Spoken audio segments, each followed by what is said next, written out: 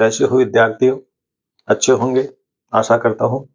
हम हमारे चौथे लेसन प्राथमिक क्रियाओं को आगे बढ़ा रहे हैं, जिनमें से आखेट और भोजन संग्रहण हो गया था। इसके बाद में पशुचारण हो गया था और कृषि चल रहा था। कृषि में अपन ने 5-6 पॉइंट पढ़ लिए थे। अगला अपना आएगा ट्रक कृषि।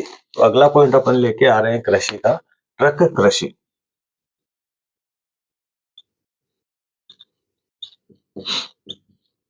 ट्रक कृषि छठा सातवां पॉइंट है अपना ट्रक कृषि। तो देखो ट्रक कृषि होती क्या है? ऐसा कोई जरूरी नहीं है कि ट्रकों में कृषि की जाती है, बल्कि इसे एक बाजार के लिए सब्जी खेती भी कहते हैं। बाजार के लिए सब्जी खेती या उद्यान कृषि या उद्यान कृषि के नाम से भी इसे जाना जाता है। यानी अपन ये कह सकते हैं कि इस ट्रक कृषि के अंदर या ट्रक फार्मिंग के अंदर सिर्फ बाजार के लिए, यानी बाजार के लिए सब्जी और उद्यान कृषि यानी फल फूल वगैरह की जो है ना वो कृषि की जाती है। अब होती क्या है ये देखना, इस प्रकार की कृषि का विकास किसी बड़े शहर या जो महानगर होते हैं उन महानगरों के चारों तरफ जो है ना इस कृषि की जाती है। जैसे मान लो ये कोई बड़ा महानगर है, इसके आसपास जो कृषि है, भूमि में जो कृषि की जाती है वो इसके अधीन आती है। तो बड़े पूंजी प्रधान कृषि होती है ये। छोटे क्षेत्र के ऊपर जो है ना ये कार्य किया जाता है। इसके अंदर फल फूल सब्जियां वगैरह है ना वो उत्पादित की जाती है, ताकि शहरों में महंगी भूमि होने के कारण वहां पर तो ऐसे फल फूल सब्जियों का उत्पादन होता नहीं है। तो ऐसे में शहरों के पास की जो भूमियां होती है 10-20-25 किलोमीटर, 50 किलोमीटर या अधिकतम 100 किलोमीटर तक के एरिया को जो है ना इसमें शामिल कर लिया जाता है।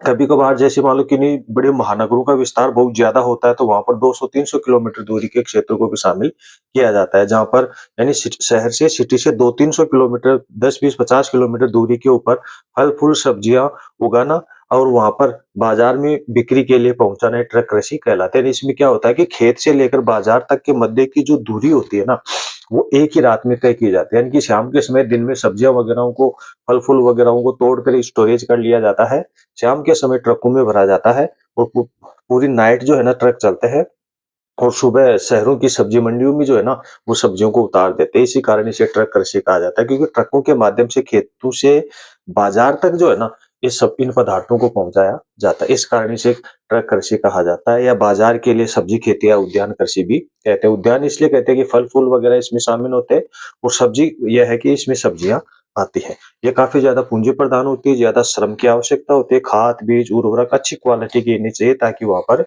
उत्पादन ज्यादा हो। उत्पादन ज्यादा होगा तो शहरों की मांग की पूर्ति के लिए इसे पहुंचाया जा सकता है। ऐसे में इसमें एक नीदरलैंड नीदरलैंड है जो पुष्प की खेती के लिए जो है ना वो जाना जाता है, पुष्प उत्पादन के लिए, पुष्प उत्पादन के लिए जाना जाता है। और यहाँ पर ट्यूलिप पुष्प पुष्प का जो है ना वो उत्पादन किया जाता है। तो जो ट्यूलिप पुष्प है ये एक महत्वपूर्ण है।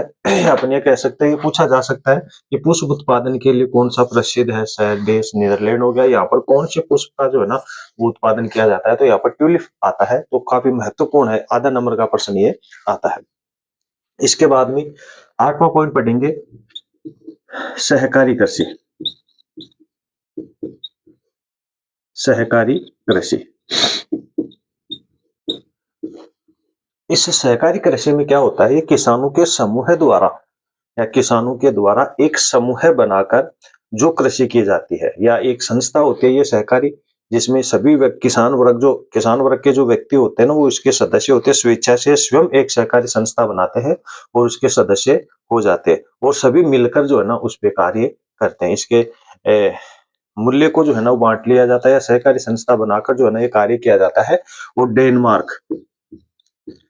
डेनमार्क जो है ना सहकारी कृषि के लिए जो है ना वो जाना जाता है। फिर स्विट्जरलैंड हो गया, नीदरलैंड हो गया, स्वीडन हो गया, ये ऐसे देश है जहाँ पर सहकारी कृषि किए जाते हैं। यानी अपन ये कह सकते हैं साधारण भाषा में कि एक सहकारी सभी सदस्य मिलकर एक सहकारी सदस्य या संस्था का गठन करके सामूहिक रूप से यहाँ पर कृषि क्रियाएं करते हैं। और इसका मतलब क्या होता है कि जैसे मान लो 20 सदस्य मिल गए, 20 सदस्य मिल गए और इसमें लगभग जैसे मान लो 100 रुपए अगर महीने के जमा कर रहे हैं तो एक महीने के 2000 रुपए जमा हो गए। अब इन 2000 रुपयों को वो अपनी कृषि क्रियाओं के अंदर है ना वो काम में ले सकते हैं, या सरकार भी ऐसे सदस्यों को जो है ना वो फिर आर्थिक सहायता उपलब्ध करवाते हैं, जिसमें किसान अपने उत्तम क्वालिटी के बीज, खाद, उर्वरक वगैरह ला सके। इसके अलावा कृषि उपकरण ला सके, मजदूरी वगैरह लगाकर भी अपनी कृषि क्रियाओं को बढ़ावा दे सकते हैं। तो इसका मतलब यही है सहकारी संस्था का कि किसानों का उत्थान करने के लिए किसानों को कृषि के उत्पादन में आर्थिक सहयोग प्रदान करने के लिए ऐसा किया जाता है, ताकि सभी सदस्य किसान मिलकर जो है ना अपनी अच्छी कृषि का उत्पादन कर सके और सरकार भी इसका सहयोग कर सकती है। तो डेनमार्क जो है ना वो सहकारी कृषि के लिए जाना जाता है। सर्वप्रथम यहीं पर जो है ना इसका विकास हुआ था। तो ये एक महत्वपूर्ण कृषि आ जाती है। इसके बाद में कृषि का नौवां प्रकार आता है सामूहिक कृषि। सामूहिक कृषि, कृषि का नौवां प्रकार है ये सामूहिक कृषि। यानी इस सामूहिक कृषि में देखो शब्द से है सामूहिक, यानी सम्मिलित होकर या मिलकर जो कृषि की जाती है वो सामूहिक कृषि कहलाती है। ऐसा उन क्षेत्रों में किया जाता है जहां पर कृषि का क्षेत्रफल तो कम होता ही है, साथ में वहां पर फसलों का उत्पादन भी अच्छा नहीं होता। क्योंकि अपने भारतीय कृषि की जो समस्या है आगे अपन जब लेके आएंगे, कृषि भू संसाधन तथा कृषि वाला भूगोल का दूसरा जो पार्ट है, भारत के लोग और अर्थव्यवस्था, उसमें भारतीय कृषि की समस्याएं दे रखी हैं। देखो एग्जाम से पहले शायद हो सकता है अपन वहां तक पहुंच जाएंगे, लेकिन नहीं भी पहुंच पाए तो मैं बता दूं भू संसाधन तथा जो कृषि लेसन है भारत के लोग और अर्थव्यवस्था वाले भूगोल के दूसरे पार्ट में, वहां से जो है ना 3 नंबर का प्रश्न आता है। कई बार 4 नंबर का भी पूछ लिया जाता है जिसमें कृषि आती है। गेहूं हो गया, चावल हो गया, आपका कपास हो गया, गन्ना हो गया और चाय होगी। ये 5 महत्वपूर्ण फसलें, इसमें एक फसल जरूर पूछी जाती है। इसके अलावा एक आता है भारतीय कृषि की समस्याएं, जिसमें 4 या 3 समस्याएं पूछी जाती है एक-एक नंबर की। जिस साल 3 नंबर का प्रश्न आता है, 3 समस्याएं पूछी जाती है, और जिस साल 4 नंबर का प्रश्न आता है, उस समय 4 समस्याएं है ना वो पूछी जाती है। तो उसमें से छोटा-सा अपन बात करें सामूहिक कृषि की, तो उसमें उन समस्याओं पे थोड़ा-सा अपन नजर डालेंगे कि किसानों द्वारा ये सामूहिक कृषि जो है ना वो क्यों की गई है। वो शुरुआत में कहां पर हुई थी ये भी अपन इसमें बताएंगे। देखो एक तो आता है भारतीय कृषि में भूमि का आकार, यानी जोत का आकार जो है ना वो छोटा होता है। जोत, जोत का मतलब हो गया खेत, खेतों का आकार है ना वो छोटा होता है। तो छोटा होने के कारण वहां पर ना तो अपन किसी जल संसाधन का प्रयोग कर सकते हैं, ना ही बड़ी मशीनरी का प्रयोग कर सकते हैं ताकि कृषि का अच्छा उत्पादन हो, ना ही अपन खाद बीज उर्वरकों के ज्यादा उपयोग में ला सकते हैं, क्योंकि खेतों का आकार छोटा होने के कारण उसे इतना ज्यादा उत्पादन प्राप्त नहीं होगा। इसलिए अपन महंगे खाद बीज उर्वरकों या मशीनरी का प्रयोग नहीं कर पाते। इसके अलावा अधिकतर जो भूमि है वो मेड़ बंधाई में चली जाती है, इसलिए खेत छोटे हो जाते हैं। कीटनाशकों का अभाव होना या किसान का अशिक्षित होना या सरकार द्वारा भी कोई ज्यादा सहायता नहीं उपलब्ध करवाए जाने के कारण कृषि का उत्पादन कम होता है। ये सबसे बड़ी समस्या है। तो देखो इस सामूहिक कृषि का जो प्रारंभ हुआ था ना वो रूस से हुआ है, सोवियत संघ कहते हैं इसे। अब देखो आपने उस समय देखा होगा कि फ्रांसीसी या वह यूरोपीय क्रांतियों के दौरान अपन ने देखा था उसमें एक स्टालिनवाद, यूरोप में जो है ना स्टालिन एक वहां का शासक हुआ था, तो उसके समय को स्टालिनवाद कहा जाता है। सबसे पहले इस स्टालिनवाद के समय में जो है ना इस सामूहिक कृषि पे जोर दिया गया था कि वहां पर किसानों को पर्याप्त खाद्यान्न पदार्थ उपलब्ध नहीं होने के कारण सभी के खेतों को जो है ना आपस में जोड़ दिया गया और वहां पर फसल का उत्पादन किया गया था। स्टालिन जो शासक था ना उसके काल में। अपन आते हैं अब सामूहिक कृषि पर। सामूहिक कृषि क्या होती है?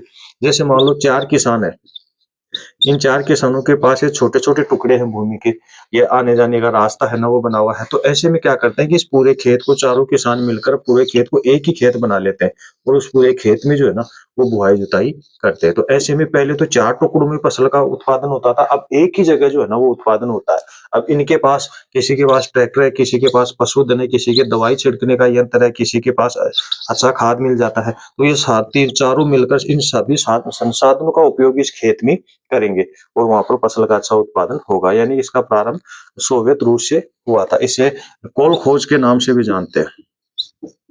कोल खोज महत्वपूर्ण प्रश्न है, 1 नंबर का पूछा जाता है। किस नाम से जाना जाता है, या अपन ये कह सकते हैं कि ये कहां से प्रारंभ हुई थी। तो कोल खोज के नाम से भी इसे जाना जाता है। तो यानी कि सामूहिक जो कृषि होती है ना, किसी क्षेत्र के सभी किसान आपस में मिलकर अपनी जो भूमि होती है उसको एक जगह कर लेते हैं। जितने भी संसाधन होते हैं ट्रैक्टर वगैरह जो भी उपकरण, मशीनी उपकरण वगैरह, खाद उर्वरक, पशु वगैरह जो भी है, उन सबको एक साथ है ना वो कर लेते हैं, वहां पर बुआई जुताई करती है। तो सरकार इसका मूल्य निर्धारित करती है, पहले निर्धारित कर उत्पादन निर्धारित हो जाता है कि भाई चलो इस 1 हेक्टेयर क्षेत्र से जो है 20-30 क्विंटल उत्पादन होने वाला है। ठीक है, अब उससे ज्यादा उत्पादन होता है तो जो 20-30 क्विंटल जो उत्पादन होता है 1 हेक्टेयर से, वो तो बाजारों में बेच दिया जाता है। और उससे अगर ज्यादा उत्पादन होता है तो किसान आपस में बांट लेते हैं, बाजार में बेची हुई पूंजी का भी वो बंटवारा कर लेते हैं। तो इसे कहा जाता है सामूहिक कृषि। ये उन क्षेत्रों में होता है जहां पर क्षेत्रफल कम होता है और हमें ज्यादा अनाज की जरूरत होती है और खेत छोटे छोटे टुकड़ों में बटे हुए होते हैं, तो वहां पर सभी खेतों को एक जगह किया जाता है और एक बड़ा खेत बनाकर सभी लोग मिलकर है ना उस वहां पर फसल का उत्पादन करते हैं, तो वो सामूहिक कृषि कहलाती है। इसमें सभी का मुनाफा है ना वो बराबर बराबर बटा हुआ होता है। तो अब हम इस लेसन में हमारा एक पॉइंट और बचा है, खनन। यानी इसमें खनन की विधियां वगैरह अपन उसमें पढ़ेंगे। अपने इस चैनल को लाइक, सब्सक्राइब और शेयर जरूर करें ताकि अधिक लोगों तक, बच्चों तक ये पहुंच सके। धन्यवाद।